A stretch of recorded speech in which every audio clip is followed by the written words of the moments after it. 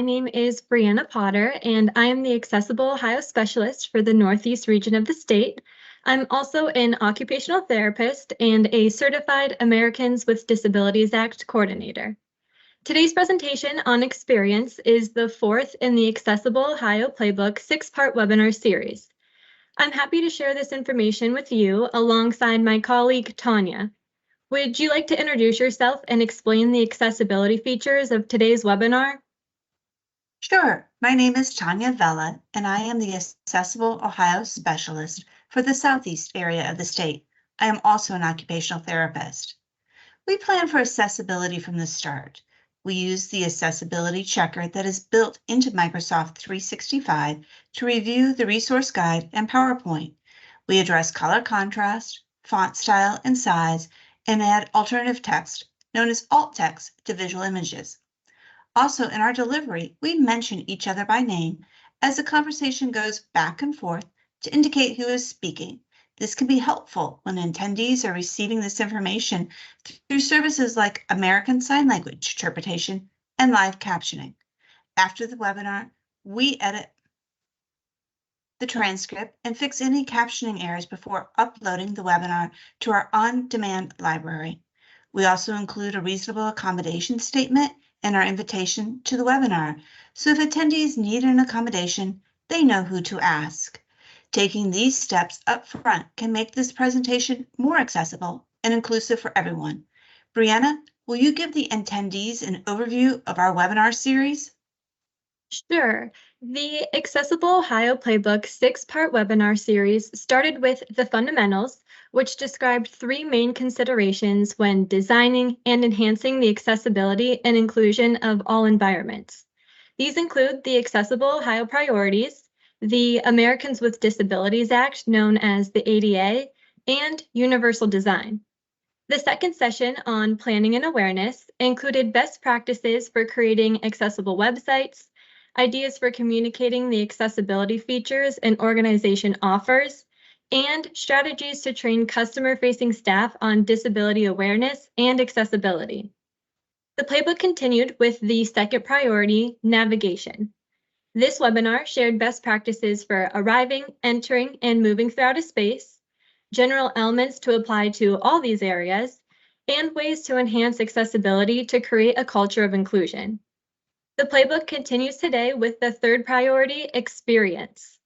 During today's session, we will share information about the Accessible Ohio Initiative and how we can be a resource to Ohio's businesses, communities, venues, attractions, and employers through the services we offer. This will include an overview of this priority and ideas for accessibility features and universal design concepts related to experience. Throughout the webinar, we will demonstrate how Accessible Ohio can connect our partners with best practices for accessibility and inclusivity. The next webinar in the series will highlight the fourth Accessible Ohio priority, personal care. It will provide an overview of the priority, give ideas for accessibility features and universal design concepts, and continue to share how Accessible Ohio can be a resource. Our last session in the playbook is called the Game Plan and will address how to establish and prioritize goals for accessibility and inclusion, and then create a plan for achieving these goals. Tanya, will you give us a brief overview of Accessible Ohio? Yes. Accessible Ohio specialists partner with employers, businesses, communities, venues, and attractions to help identify barriers, establish goals for accessibility, connect them with resources for accessibility enhancements, and provide information about potential funding sources. Our team's mission is to prioritize accessibility from the start, promote inclusiveness, ensure everyone can experience Ohio in an equitable way. We strive to move beyond the minimum guidelines of the ADA and focus on universal design, both of which we address throughout this webinar series. Accessible Ohio specialists provide consultation, education, and resources. All these services are available at no cost. Brianna, will you describe the fundamentals we use to provide these services? Sure. Accessibility touches everything we do, and we like to describe it as a journey we are all on. So, to help our partners prioritize where to start and plan what steps to take next, we've organized accessibility into three main fundamentals. This begins with our Accessible Ohio priorities, which include planning and awareness, navigation, experience, and personal care. Then we continue with guidance from the ADA and, to a larger extent, the concepts included with universal design. This webinar focuses specifically on the third priority, experience, to create an environment that is accessible, inclusive, and welcoming to all. Tanya, let's kick things off by describing this priority. Sounds good. In our previous webinars, we discussed planning a visit to a venue and the process of arriving, entering, and moving throughout a space. Now it's time to discuss the experience priority, which we describe as what we do to or enjoy while at an attraction or venue. For example, some experiences can include shopping at a mall, dining at a restaurant, attending a concert or sporting event, taking a tour of a museum, watching a movie or performance, or taking continuing education classes in a workplace. We're going to share strategies to provide equal access to experiences so all members of the community can participate and enjoy them. We will start by discussing common accessibility tools and practices for enjoying accessible experiences. Then we'll discuss common reasonable accommodations and modifications that support these experiences. At the end of the webinar, we will share strategies that venues can implement to go beyond accessibility and promote disability inclusion. Brianna, can we talk more about common accessibility tools and practices? Yes, so there are tools and practices that can help a venue create an accessible experience.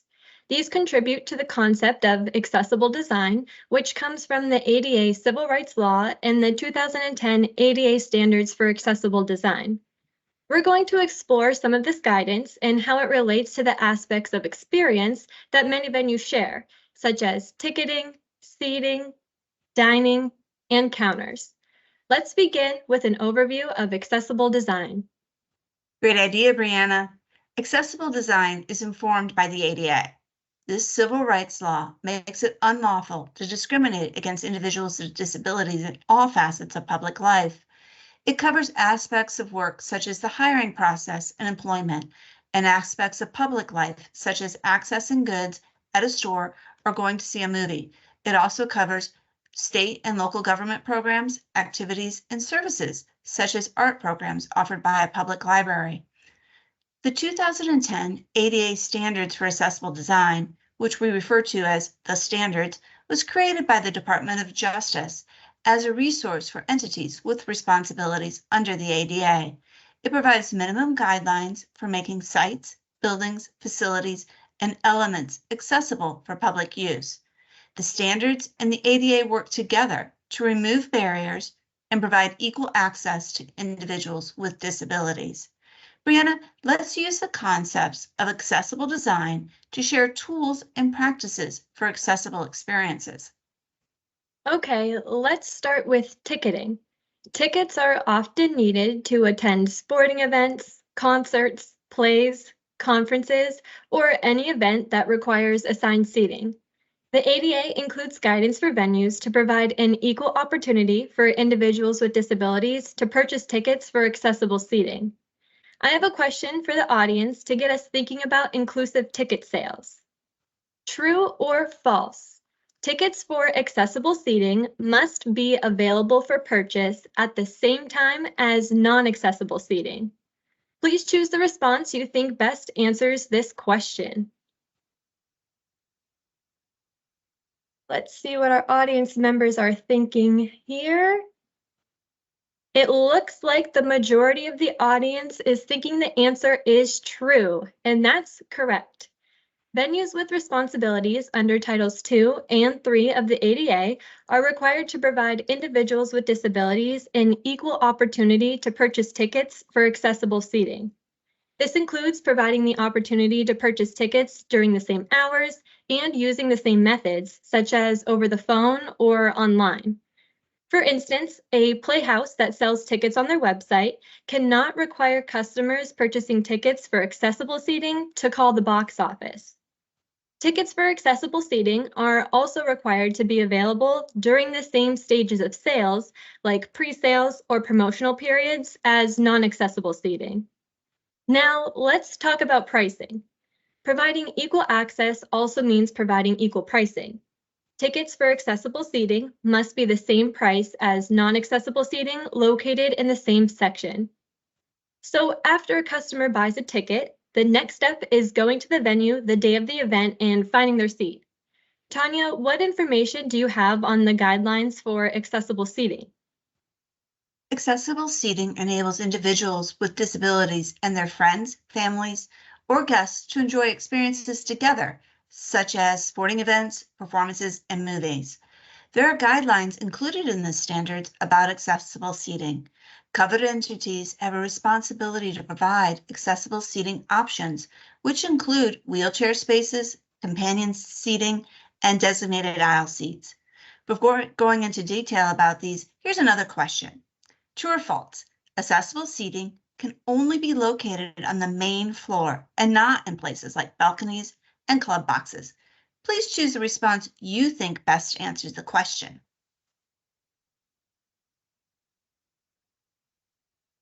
And let's see what our polls say.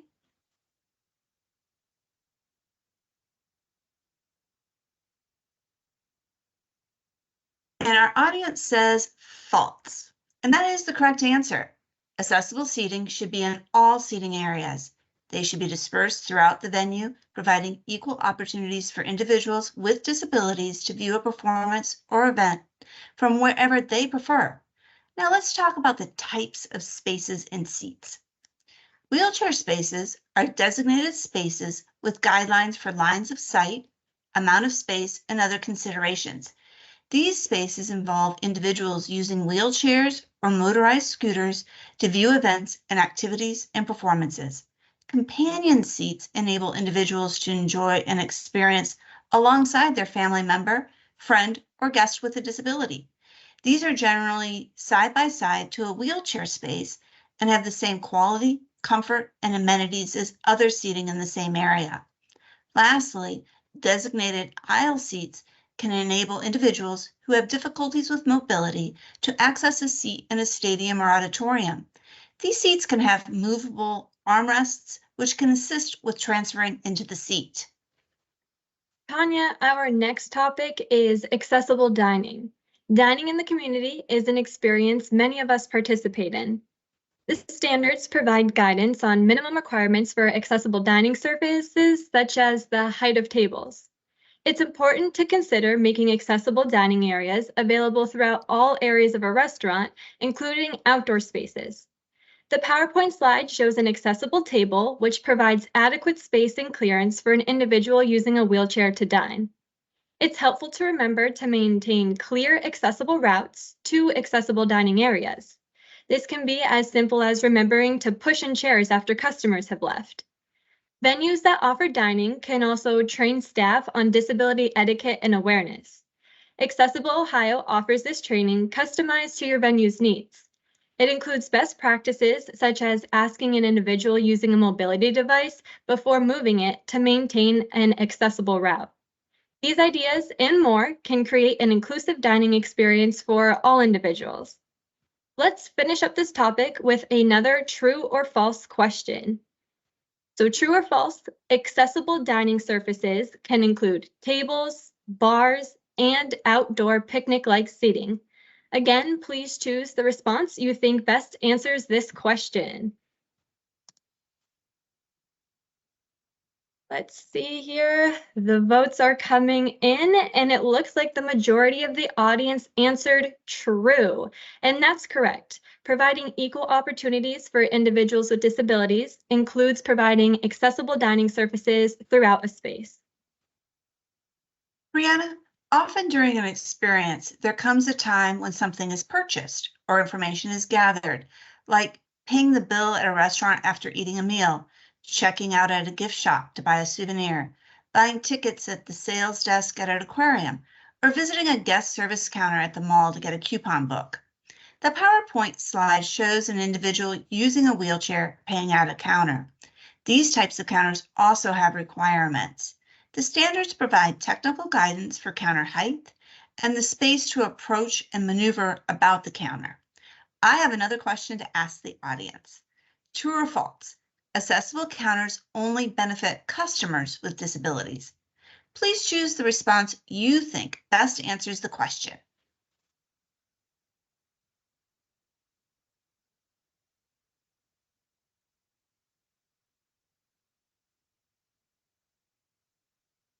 It seems the audience thinks the answer is false. Counters designed to be accessible benefit both customers and employees with disabilities. So that answer is false. Every step a venue makes in implementing accessible design can help create an environment where employees and customers with disabilities feel included and welcome.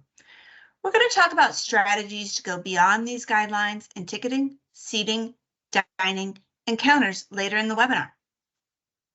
Tanya, I have a story to tell that shows how accessible ticketing, seating, dining, and counters can have a positive impact on a customer's experience. Henry is excited to surprise his dad with tickets to a baseball game for their favorite team. Henry recently experienced a traumatic brain injury and now uses a wheelchair. This is the first time he is attending a baseball game using his wheelchair. He and his father have a tradition of attending a game once a year, and they always sit in the same section. Henry visits the stadium's website and reserves tickets for an accessible wheelchair space and a companion seat in the same section they usually sit in. When Henry and his father arrive at the stadium, they get to their seats and take in the great view of the field. They cheer on their team sitting side by side. To celebrate their team's win, Henry and his father stop at the souvenir store, and Henry buys t-shirts to remember the big day. When cashing out, Henry pays for the shirts at the accessible height counter. They decide to continue to celebrate by going out to eat at the stadium's restaurant. The restaurant provides outdoor picnic-style seating with accessible options, so Henry and his dad can enjoy the celebratory meal together. The steps the stadium took to incorporate accessible tools and practices contributed to Henry's memorable experience of watching a baseball game with his father. Brianna, that was a great story to highlight how accessible environments can enable participation and create positive experiences. I think it's a good time to open it up to questions the audience may have. Julie Wood, the Accessible Ohio manager, will be joining us for the question and answer portion of this webinar. If you'd like to ask a question, please enter it into the chat or raise your virtual hand. Also, we did receive some pre-submitted questions during the registration process for today's webinar. Julie, while we're waiting for questions in the chat, will you share a pre-submitted question? Sure, Tanya, thank you. And hi, everyone. This is Julie. We had an individual state they were looking to learn what is most needed for facilities to be accessible to most people. So thanks for that comment. There are several accessibility and universal design concepts that can be implemented into facilities that enable visitors to participate in what they came to do or enjoy. One example from our priority of planning and awareness is to take steps towards creating an accessible website and an accessibility webpage. And that's a place where you indicate all of the features that you offer in one organized location. So these can be easily found and help people to plan their visit. So identifying maybe your accessible parking, accessible entrances, if you have wheelchair charging stations and so forth. This webinar is focused on experience. So Brianna, do you want to share some ideas related to this priority? Sure. So as we just talked about, many venues do have some form of seating available for both customers and employees. Implementing accessible seating in dining areas throughout an auditorium or providing adjustable seating for employees are all great ways to increase accessibility. Another idea that we will cover later in the webinar is being prepared to communicate with all individuals who are going to visit your venue. So this can mean having Braille and large print versions of documents, being prepared to fill a request for sign language interpretation, or even training staff on disability etiquette and awareness tips to really foster those inclusive interactions. Thank you, Brianna. While we are waiting for questions in the chat, I'll share another pre-submitted question. This one was asking, how can I make my in-person ticket sales more accessible? So one aspect of selling tickets is in regard to the physical environment and making sure this is accessible. So the ADA does provide guidance on how to make counters accessible, such as the ones that we use for ticketing and making sales. Also ideas for counters in retail areas and food areas that incorporate the concept of universal design, which we're going to talk about a bit more later in the presentation. Tanya, do you have some additional ideas to share? I do. A best practice that we often suggest and is included in the ADA guidance is staff training. Training box office staff about the policies and procedures for purchasing tickets, for accessible seating, and how to interact with customers with disabilities can have a real positive impact on a customer experience. Thank you, Tanya. At this time, I don't see any questions in the chat, so thank you for the pre-submitted questions. We will have another break for questions before we conclude the webinar. And with that, Brianna, I'll toss it back to you to continue with the next topic. All right, thanks, Julie. So we began with discussing the ways we can incorporate accessibility tools and practices into an experience to make it more accessible. Because each venue, person, and situation are unique, there are times an individual with a disability may need a modification or an accommodation to participate. These requests may include modifying policies, practices, and procedures, or they could involve providing tools and services for effective communication. We will discuss these, provide examples, and consider the responsibilities organizations have under the ADA to provide these requests. Tanya, let's start with modifying policies, practices, and procedures. Okay. Let's begin with a reminder of responsibilities under the ADA. Organizations who are covered under Titles 2 and 3 of the ADA are required to provide reasonable modifications to policies, practices, and procedures to provide equal access for individuals with disabilities to produce goods, services, products, activities, and more. Employers who are covered under Title I of the ADA are required to provide reasonable accommodations to employees with disabilities when needed to compete for jobs, perform jobs, access the work environment, and enjoy the benefits of employment. OOD has a host of employer-related webinars specific to navigating Title I of the ADA. If you would like to learn more about these responsibilities and reasonable accommodations, please visit the Employers Webinars page on the OOD website. Before we begin our discussion on reasonable accommodations, modifications, and effective communication for employees and customers with disabilities, we'd like to hear from our audience. We'd like you to share with us the reasonable modifications and accommodations you are familiar with, or you've observed provided in the workplace or the community. Please raise your virtual hand or enter ideas in the chat. Brianna, while the audience is preparing to share their ideas, can you give us an example of providing a reasonable modification? Sure.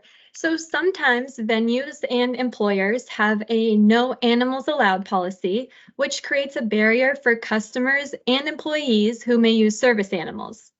An example of providing a reasonable modification or accommodation would be to modify this policy to permit the use of service animals. Service animals are trained to perform tasks such as alerting an individual with diabetes to check their blood sugar or assisting a person who is blind with navigation. Through this training, service animals can assist individuals throughout an experience. They can also enable employees to access the work environment and perform work tasks.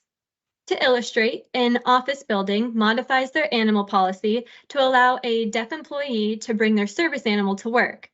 The service animal is trained to alert the employee to sounds in the workplace, like the door buzzer ringing. This enables the employee to unlock the door for customers to enter. Another example is an amusement park permitting service animals throughout their venue. Amy's service animal is trained to alert her when it's time to take her medications. Permitting Amy's service animal to accompany her in the park enables her to stay at the attraction all day while managing her personal needs.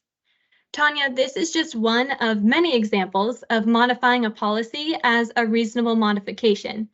Has the audience offered any other ideas into the chat? Yes, they have. They have provided some examples, including large monitor with a laptop dock in each clinical area. That could be really beneficial. Large letter keyboards, creating a virtual option. That's a nice option as well. Stool and workstations that allow sitting to perform tasks. And then on the flip side of that, a standing desk. So those are both great. And give a process to help candidates to ask for accommodation during the application. That is also a great example. Reasonable modifications and accommodations can also come in the form of providing effective communication. So let's take a closer look at that. State and local governments and businesses and nonprofit organizations that serve the public are required to provide effective communication to individuals with disabilities. The ADA guidance explains the purpose of this requirement is to ensure that people with vision, hearing, or speech disabilities can communicate with, receive information from, and convey information to these covered entities. Effective communication can be achieved through providing auxiliary aids and services. These refer to the way in which people with communication-related disabilities communicate. I have some examples to share. These include restaurants providing large print menus for customers with low vision, workplaces providing a written transcript of an oral presentation, or using pen and paper to communicate with a community member renewing their license. Technology is also a tool that can enable communication between venues and customers, such as an employer ensuring the application forms posted on their website are accessible to applicants who use screen reading software. Another example is assistive listening systems being installed in auditoriums to reduce background noise and amplify the audio coming through the sound system, like voices and music. We have a great resource dedicated to ideas and best practices for creating accessible experiences, which includes information about accessible communication. Check out the resource section on the Accessible Ohio webpage for more information. We update these resources frequently. If these examples make you think of more commonly requested accommodations and modifications, please keep on entering them in the chat. Tanya, I would like to talk about a form of effective communication that is frequently requested and we get a lot of questions about, and that's sign language interpretation. This is a way of communicating between customers, community members, or employees who are deaf or hard of hearing and individuals who are hearing. It's important to not assume all individuals who are deaf or hard of hearing communicate through sign language. But during large events, meetings, or performances, it is best practice to have sign language interpretation available or be prepared to facilitate a request. Interpretation can be provided live or remotely through video conferencing or virtual meeting software. Every individual is unique, so the effective solution is a case-by-case decision. When providing this service, it can be helpful to remember common best practices. One best practice is considering multiple interpreters if the event is complex or runs longer than an hour. Another is considering where the interpreter is located during the event. This can help ensure individuals who requested the service can receive it effectively. Lastly, always speak directly to the individual using sign language and not the interpreter. Thanks for those tips, Brianna. There are strategies to moving beyond the minimal guidelines to create a disability-inclusive experience. These strategies are based on Accessible Ohio's third fundamental, the concept of universal design.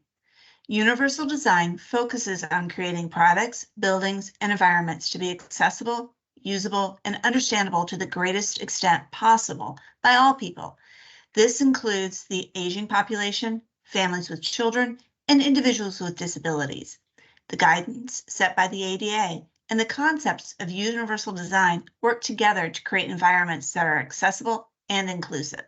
To illustrate this, we're going to discuss sensory inclusion, communication best practices, and universally designed counters. When venues become more inclusive, it only benefits everyone. That can foster an environment and a brand image that is welcoming to all. While we are sharing strategies for creating this culture, we invite you to enter into the chat examples you've seen in the community that went beyond the minimum requirements to create inclusive experiences. While you're thinking of these, Brianna, do you want to share our first inclusive strategy? Sure. The first strategy is creating sensory-friendly experiences. Every person, situation, and environment are unique, and because of this, visitors may experience environments differently. Some visitors may seek out sensory input like sights and sounds, and some may avoid them.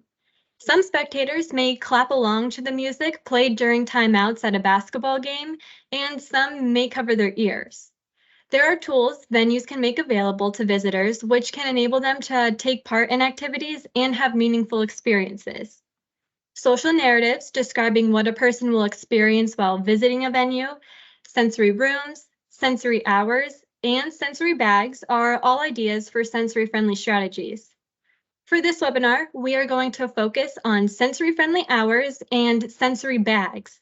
These incorporate the ideas of personalization and wellness from universal design. Tanya? Sensory-friendly hours are generally set times venues designate to implement sensory-friendly practices. A common practice is to lower the volume of music and eliminate bright and flashing lights. This can create a welcoming environment for visitors who are experiencing sensitivity to these inputs when they're at the maximum. In our second webinar, Planning and Awareness, we described how this slight change in the environment enabled a family to visit the fair. The reduced stimuli made it easier for their daughter to take in the environment around her and enjoy the food, rides, and entertainment. Another practice that we have seen implemented during sensory hours is opportunities for movement, when customarily the situation does not permit or encourage this activity. For example, of this is a movie theater dedicating sensory-friendly times for customers to watch a movie. During these times, the volume of the movie can be decreased and the lights can remain on. Oftentimes during these designated show times, audience members are free to move, talk, or sing along to the movie. These are just some ideas to consider implementing during sensory-friendly hours. Venues are unique and have varying sensory inputs. This means the sensory-friendly practices a venue chooses to implement will be unique to their environment. That's right, Tanya. So venues can also create sensory bags to lend to visitors as a sensory-friendly practice to assist with managing sensory needs such as sights, sounds, and smells. Sensory bags can contain a variety of objects to meet individual needs. One idea is to include noise-canceling headphones that can be worn in noisy environments like a concert venue. Another tool is fidgets, and these can include stretchy tubes, poppets, and more. Fidgets can be used for touch and movement in environments where this is not appropriate, like during a theater performance. One last idea is to provide tinted glasses in sensory bags. These can be worn in bright environments like fairs or festivals with flashing lights. Sensory bags can enable visitors to use the tools provided throughout their experience at the venue without having to miss it. For instance, if a visitor is having a hard time remaining seated throughout an ice skating performance, they can use the squishy fidget ball from the sensory bag for the sensory input they need. Thank you, Brianna. We have some audience members who have entered a way to that they've seen venues creating inclusive experiences in their community. We have a attendee saying community accessible transportation van services is available for residents in the community. That's wonderful. I want to share how implementing sensory strategies can create inclusive experiences by telling a story about Paul. Oh, before we get that, we've got one more thing in the chat that I'll share as well. Scent-free facilities. That's another good inclusive practice. So onto this story. Paul is excited to go to an amusement park with his children and grandchildren. During the day, they spend time on roller coasters, eating corn dogs and ice cream. They even buy souvenirs. Near the end of the day, the children ask the adults if they can stay for the fireworks show the park is putting on. Paul is hesitant to say yes, but he doesn't want to end the family's trip early. Paul is a veteran and acquired post-traumatic stress disorder known as PTSD from his time serving. He gets intense flashbacks of active combat when there are loud, sudden noises. Paul gets anxious about the thoughts of staying for the fireworks because he knows these loud noises can cause those unwanted memories to return. While the family is deciding on whether to stay, Paul is looking at the park's map and sees a station that offers sensory bags. He reads that one of the items in the park's bags is noise-canceling headphones. Paul and his family make their way to the sensory station, and he gets a pair of headphones. They find a picnic table to sit and watch the fireworks show. When the countdown of the show begins, Paul places the noise-canceling headphones over his ears. He enjoys the fireworks with one of his grandchildren in his lap, looking up in awe as the colors burst in the sky. The booms and cracks of the fireworks can barely be heard by Paul and help him to manage his symptoms. These sensory inclusive strategies implemented by the park enable Paul to stay and enjoy an all-day family outing. Thank you for sharing that story, Tanya. We're going to move on to our next inclusive strategy, which is providing multiple forms of communication. Many venues communicate information to customers. Signs located throughout a campus guide people where to go. The host of the animal show at the zoo tells the audience fun facts throughout the performance, and a library's exhibit gives information about a historical statue located in their lobby. When possible, it's helpful to communicate the information provided throughout an experience through various formats, such as vision, touch, and sound.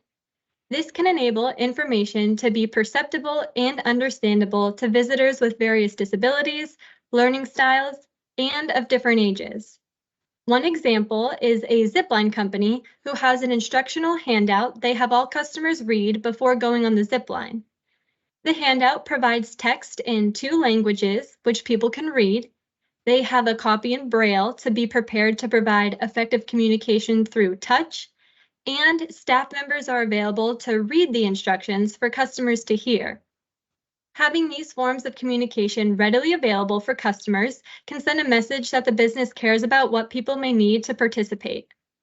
Tanya, Accessible Ohio has consulted with partners who had goals related to this topic. Yes, we have. We consulted with a partner who had a goal of making artwork hung in a common area accessible to all visitors. We provided resources for communicating the artwork in multiple ways. This included the idea of having a tactile graphic created the art piece. These graphics represented visual information that is not customarily communicated by text into a tactile representation. Visitors can touch this graphic to experience the art piece. We also shared that it's best practice to have raised characters for the text being displayed to describe the art piece as well as an auditory description. Audio descriptions convey key visual information, save an art piece into a narrative. Having these visual, tactile, and audio forms of communication available enable visitors with various learning styles, disabilities, and ages to experience the art. Brianna, do you have a story that portrays how implementing these ideas can impact a customer's experience? Yes, I do. Maya is a middle school art teacher who is planning the yearly field trip for her students. She's searching for a venue that will be inclusive for all of her students and stumbles upon an art museum that's taking steps towards inclusion. On the museum's accessibility page, Maya reads about the tactile graphics, audio tours, and Braille and sign language interpretation availability. She thinks this is the perfect spot for her students to experience art. On the day of the field trip, the class arrives at the museum and is greeted by their tour guide. As they start the tour, the guide and sign language interpreter provide detailed descriptions of each piece of art. For unguided tours, the museum displays QR codes for visitors to scan to hear the audio descriptions using their phone. Their tour guide points out the tactile graphics for each piece of art throughout the exhibit, and the students touch the graphics to experience them. Each display also has information about the piece printed on a sign using both text and Braille. Maya sees two of her students, one who is blind and one who is deaf, learning about and experiencing the art alongside their friends. She also notices that all of her students are engaged throughout the tour because of the various ways to learn. The steps taken to provide an inclusive experience for all enabled Maya's class to enjoy a field trip together. Tanya, we have one last strategy to share with the audience to create an inclusive environment. Yes, we do. Let's talk about counters that are created with universal design concepts in mind. Earlier, we talked about how there are specific heights and dimensions that can be found in the standards. The universally designed counter includes multiple heights and cutouts on both the employee and customer sides. This incorporates the concepts flexible in use and body fit from universal design.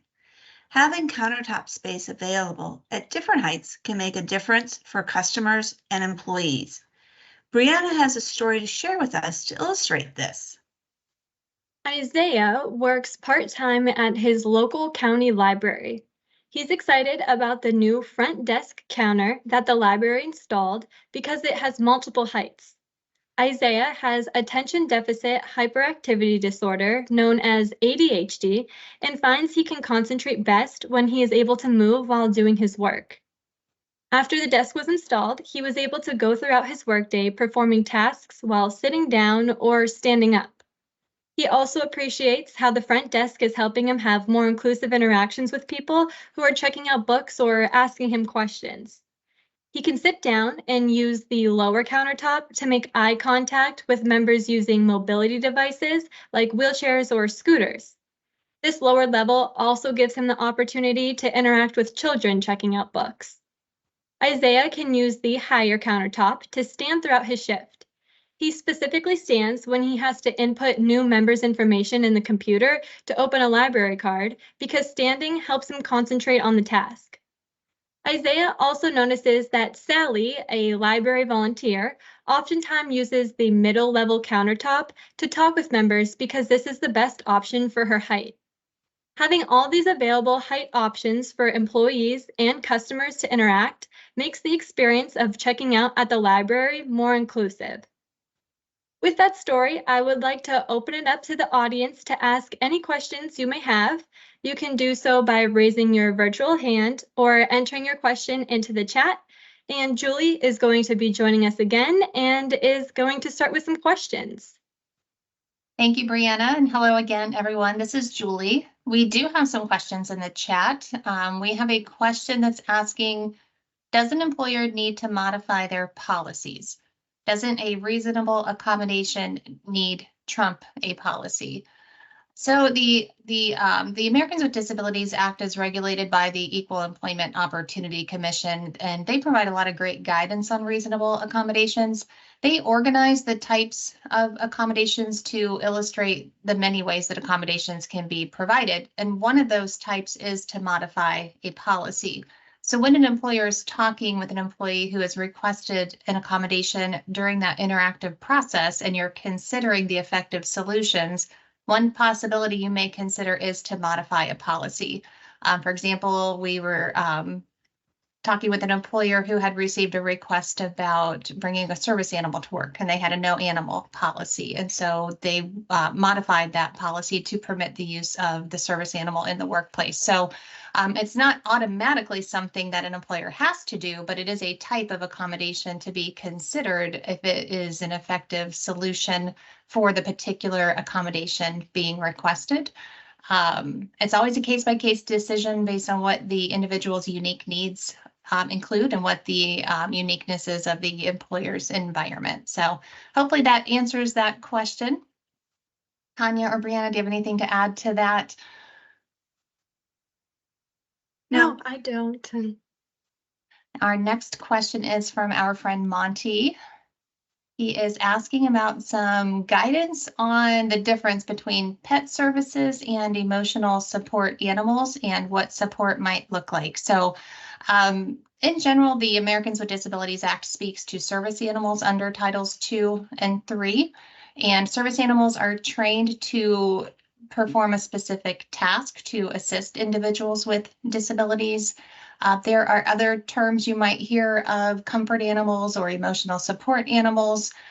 These are animals that may accompany people with disabilities and provide companionship and help with things like depression and anxiety, but are not trained specifically to perform a task to assist that individual.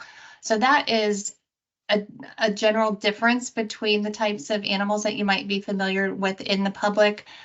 There's some great guidance that goes along with what can be asked and ways to make environments more inclusive for service animals in public spaces. Brianna and Tanya, anything you want to add to this topic? I think you covered it well, Julie.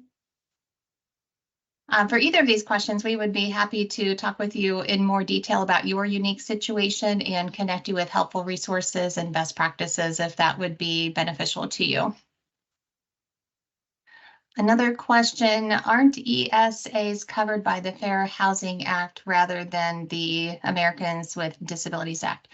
You're correct that the Americans with Disabilities Act speaks to service animals and not emotional support animals. There are other regulations that speak to the other types of animals that are present in the public spaces, and if we could connect you with those pieces of guidance, we would be happy to do that as well. Another question: are we able to restrict the types of service animals in the workspaces? When it comes to service animals and emotional support animals and comfort animals in the workplace, that's referring to Title I of the Americans with Disabilities Act, which covers employment.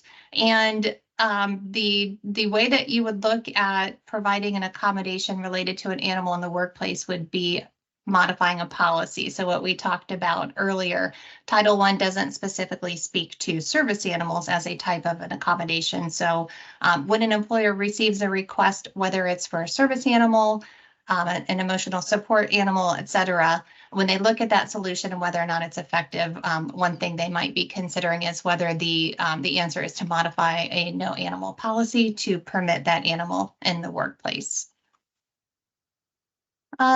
So could you restrict the types of service animals in workspaces? That would be a case-by-case decision as you're working through the interactive process with that unique individual's request and looking at your unique environment to make that decision.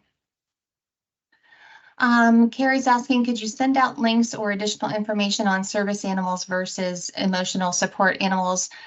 Carrie, we can drop in our email here if you want to reach out to us, and then we can gather some more information from you to connect you with the appropriate resources to answer your question. We'd be happy to do that. And Scott indicated the ADA specifically defines a service animal as a dog or a miniature horse. That is correct, and that is on the Title II and Title III side, so that's for the public-facing responsibilities. And thank you, Janet, for dropping our contact information in there, and Carrie dropped her email address in there, so Carrie will make sure to contact you after the webinar.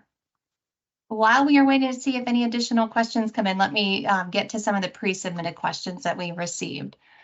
We had a question asking, can you address how a conference center could use assistive listening systems to be more inclusive? This is a great example of a venue where an assistive listening system can be very helpful. Brianna, I know that you recently consulted on this. If you'd like to share some best practices. Yeah, I did recently consult on this. So there are different types of assistive listening systems, and these include frequency modulated, infrared, and inductive loop systems. And the type of system you choose to install will really be based on your business's needs. As for this question for a conference center, this technology can amplify a presenter's voice and reduce background noise for audience members who are hard of hearing, no matter where they are sitting. So like you said, Julie, I think this is a great accessibility feature to implement. Thank you, Brianna. Our last pre-submitted question is asking if we have ideas for how we can make our venues outdoor dining areas more accessible. Eating is one of my favorite things to do in the community, so this is a great question. And there's certainly ways to make this more inclusive. Tanya, you recently worked with one of our partners on this topic, so if you could share some ideas with us. Yes, I had an opportunity to talk with a business who hosts outdoor events about accessible seating options. And so we discussed options specifically for accessible picnic tables for visitors to use when dining at the event. And we also shared the importance of distributing these throughout all the dining areas instead of providing the accessible tables in just one area. Thank you, Tanya. All right, looking one more time at the chat. Thank you, Kristen. We do have a fact sheet on or resource on our website for service animal relief areas, and Monty is requesting additional information on service animals as well. So we will certainly reach out to those of you who've indicated you'd like some additional information after the webinar. So we appreciate all your questions and all your participation in our activities today. We are going to move forward with concluding the webinar, so I'm going to turn it back over to Tanya to wrap up today's session. Thank you all. Thank you, Julie. We enjoyed sharing Accessible Ohio's third priority, experience, with you. To summarize, experience is what we do or enjoy at a venue or an attraction. We share tools and practices related to accessible design that create accessible experiences. We also highlighted the responsibilities covered entities have to provide reasonable modifications, accommodations, and effective communication. Lastly, strategies were shared to go beyond the minimum requirements to create a culture of inclusion. Remember, our Accessible Ohio specialists are available to meet with businesses, employers, communities, venues, and attractions throughout Ohio. We will listen to your needs, provide resources, and engage in an ongoing partnership as we work towards our mission to empower everyone to experience all our great state has to offer in an equitable way. Please contact the Accessible Ohio specialist in your region to start a partnership with us.